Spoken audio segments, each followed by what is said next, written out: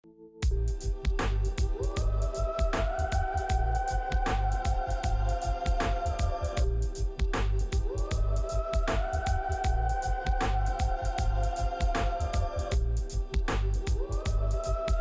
up, everybody? Welcome to Comedians in Cars, Blazing Blunts, right here in downtown Denver.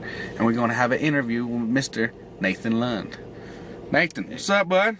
Hey, I'm good, man. Thanks for having me in your car. This will be the first. We're going to start off with you because, you know, we don't give a fuck. We're going to blaze blunts wherever the fuck we want, right? Yeah, let's smoke. Hell yeah. I'm rolling one up right now. Just want to get to know a little bit about you, man. Where you from? I grew up outside of Chicago, and then when I was 12, my family moved to Henderson, Nevada, right outside of Las Vegas. And I went to junior high and high school there. And then I went to college in Reno, Nevada. And then moved back to Henderson and Las Vegas and started doing stand-up there. And then I moved up here to Denver 5 years ago. Nice. Yeah. And how long you been at the comedy scene, dog?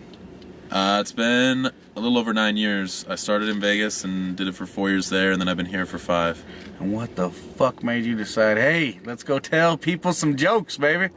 It worked out real nicely for me because I had thought about it a little bit in college, but I didn't do it. And then as I got closer to graduating from college, I thought more and more about doing it. And I thought, fuck it, I'll graduate college. I didn't know what I wanted to do after college. I didn't want to go to more college. I was done with that for sure. I was done with learning shit that That's I didn't the educated people. You want didn't to want to go learn. to more college. Yeah. I was done with schooling, and so I thought, let me try stand-up. I'm moving back to Vegas. Let me try stand-up. And if it, if it works, if I like it, I'll see what happens with it. If not, maybe I'll go back to stupid college. And luckily, I loved it from the first time I did it, and then, wanted to do it more and more ever since, and it's led to more and more opportunities. And definitely moving here was the best thing that could happen to me because the last 5 years have been magical. Oh, I know, man. I see you tearing it up, dog. I've known you for most of the 5 years, Yeah, man. We used to go to Lakewood at the cigar bar and smoke inside, and I remember that smoke shit. weed outside. They wouldn't let me smoke inside. Weed was illegal back in the day. Weed was illegal. When we started, this was illegal. You couldn't buy beer on Sundays when I first moved here. That was right. a big thing. It changed that year. 2008 was when the summer of 08, the law changed, and then Obama got elected. Right, all after I moved up here, everybody was happy. No, that's right. I remember that shit. Yeah, things were changing. Things were happening. Yes, Denver comedy got things were changing. We was coming up, man. Shit. Yeah. And look at you blowing up, dog. Got them Westward. What the fuck? You was on the cover of the Westward, Cover dog. of the Westward, yeah. How exciting is that? It was exciting. It was exciting for about a week, and then Really? No, it's over. I mean, no, it's not. Cool, people are still very nice about it, and it is cool. You a celebrity now, baby. I'm happy that it happened, but yeah, I mean, there's one that comes out every week, so. No, it's all good. Fuck that, man. Y'all had your own segments and shit. You're rocking that. They're always talking about you guys too. The story was cool. Yeah, Josiah Hesse is the guy that's written so much about Denver comedy for the Westward, and John Wenzel before him wrote about Denver comedy a lot, and now he works for the Post, and so he's still writing. But yeah, Josiah and Byron Graham writes a couple of random columns. So Vegas, man, were you doing like good shows, or were you doing the bullshit that we was doing at the cigar bar? Was it just a bunch of little bars? Yeah, it was outside? It was that, but instead of having the distraction of being able to smoke inside, in Vegas you could gamble and play video poker, and that's what people did in most of the bars that we had comedy shows in, because it was the easiest way to make money. If you were a bar, you gave liquor away to people who gambled, because people were throwing away 3/4 of their paycheck sometimes, in the hopes that they could win more. And if you have that in your bar, you don't care what else is going on in your bar, but you want to get that edge over the other bars that have video poker. So you try to get live entertainment, and bands and stuff. And so that's where comedy was able to be in bars, but we were not even second fiddle to the gambling. It was we were an afterthought. Right. It took one guy who, if one guy said to the bartender or an owner, hey man, I'm sick of hearing these comics, that shut a show down, because we were not considered a part of the bar's success at all. They don't want to. It was an experiment, And so yeah, I didn't get a lot of opportunity there. Now it's a little bit easier to get some shows where you can get a little bit of money in Vegas. Now if you are ready to, if you're at that level, right. But it was fine for me to be there because for 4 years I got to start out, and there were enough shows. You know, there were a good amount of shows, maybe 6 or 7 a week, or 5 a week, or you know. And then they got fucking big time shows going on every night, all the time. Right. But those were that shit was crazy. I was just there, you know. Yes, you were just there, yeah. And now that we could maybe get into some of those, now that we've been doing it for a while, yeah, it's appealing. But living there, starting out there, my first 4 years, I wasn't ready for any of those rooms. I would have bombed horribly in front of. No, yeah. No, that's a big time. That's a big. I was just figuring stuff out. So. Yeah, any run-ins with the law, with smoking weed on the road or anything? Yeah. We got pulled over. The Fine Gentlemen's Club got pulled over a couple days into the tour that we were just talking about. We were like 3 miles outside of Oklahoma City, and we got pulled over, and it was a state trooper, and he, you know, asked if we had any weed in the car, and we said no. We had just been smoking weed in the car. Of course, you'll say no. And so when we got pulled over, you know, a couple people lit up cigarettes, and I was driving, and so, you know, and so the guy asked me to come back to his car, and we do, and I have to sit in his car. And I'm like, I'm not really high, but I'm kind of high. You smell like you're high, though. I probably smell like I'm high. Yeah, I usually smell like weed. Right. Pretty often. You a furry motherfucker. It's got to get caught up in your hair. It gets trapped in the beard. Hell and yeah. Shit. Oh, man. So he said, you know, he asked us if we had anything. Yeah, he asked me if we had anything that he needed to know about. He's like, my job is to arrest drug dealers, and I got to tell you, when I walked up, I was pretty sure I smelled marijuana in the car. But your buddy, he's talking about Sam Talent, but your buddy blew cigarette smoke in my face. Yeah. Right before, right as I walked up, and so I wasn't able to really tell for sure.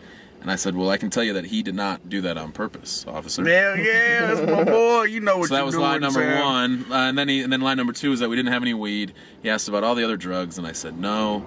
We waited for a while for my license to come back, you know, for it to be clear run. You, do the NCIC check. It didn't get run, or it didn't come back, but we sat there for a few minutes. And make you sweat. And he went and talked to Sam and came back. When he talked to Sam and the rest of the car, he said, hey, so I was talking to your buddy back there, and when I mentioned marijuana, it seemed like he got a little bit nervous. And Sam said to the cop, no, officer, he's that sweaty all the time. Yeah. That probably got us off.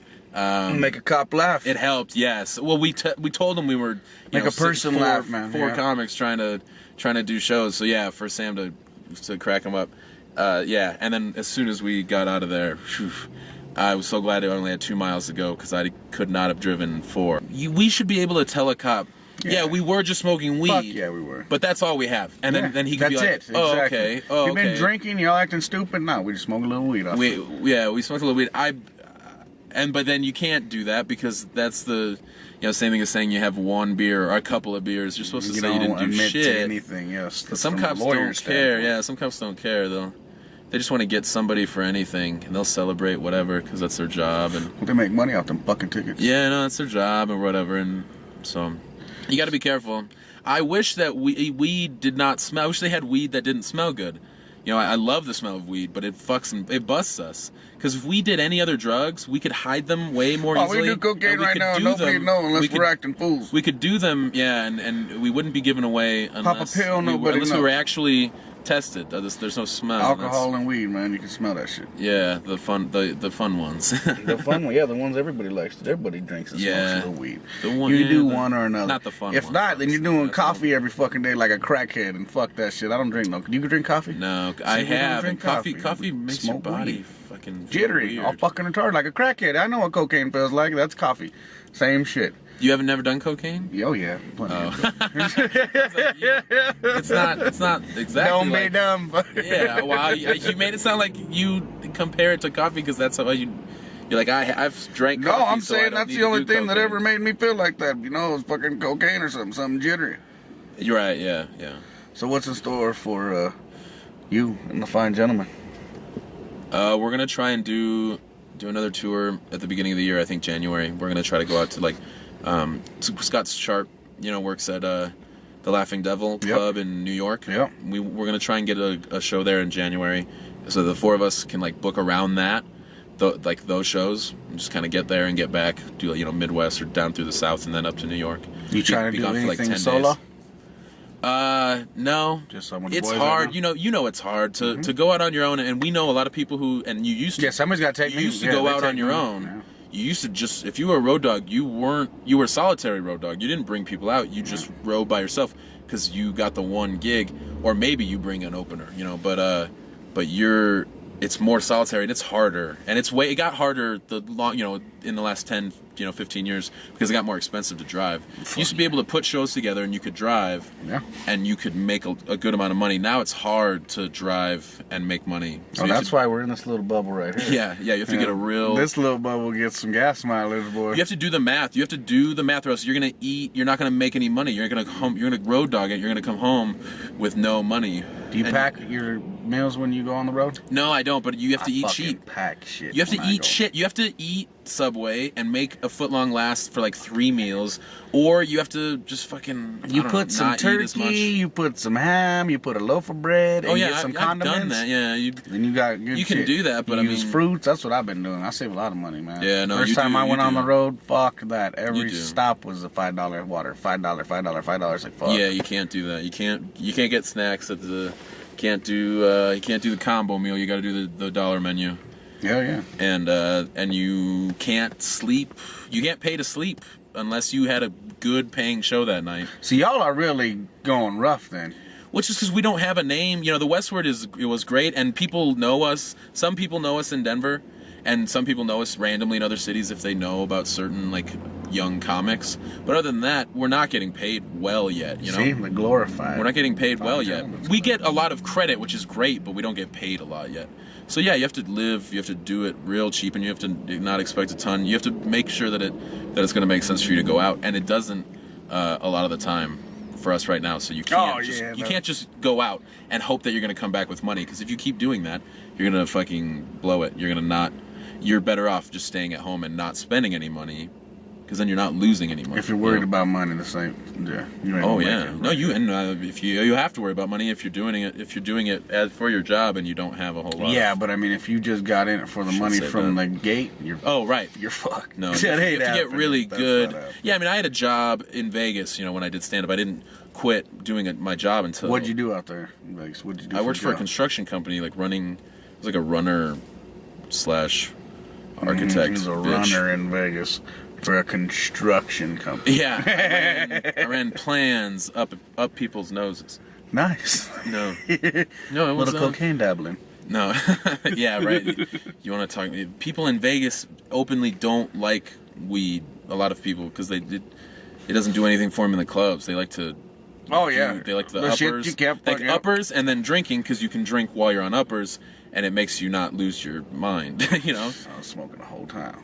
But yeah, smoking weed is way better. You fucking don't talk somebody's ear off not as loud. Exactly. You do it a stony way, but it's not in a loud, asshole-ish, aggressive, cokey way. Definitely. Potheads, you just, sometimes they're cool as hell because they'll smoke weed with you. That's it. That's how I get to be. Cokeheads want to talk about music and fucking whatever they want on their brains. Coke. Yeah, Coke. More Coke. So what do you guys have coming up around town? Or you personally? Oh, on Halloween. Halloween around the corner at the Comedy Works is Chuck Roy's Spooktacular. No, that's not called that. Shocktober. That's good, man. That's where you guys can catch him. Nathan Lund. He's going to be out there October 31st. Where'd you say? Around the corner from the Comedy Works? Or at the Comedy Works? Corner from where we are. They don't know where we are right now. Around the corner from where we're parked right now on 15th and fucking Lawrence. Come see him at the Comedy Works October 31st. Yeah. Catch more of him in the Fine Gentlemen's Club later on. Nathan, anything else you want to say before we get going? No, thanks. You high as fuck? Oh, yeah. Then we did our job. Yeah, it was great. Right on, man. Appreciate it. Thank you. Nathan Lund, ladies and gentlemen. Nathan Lund.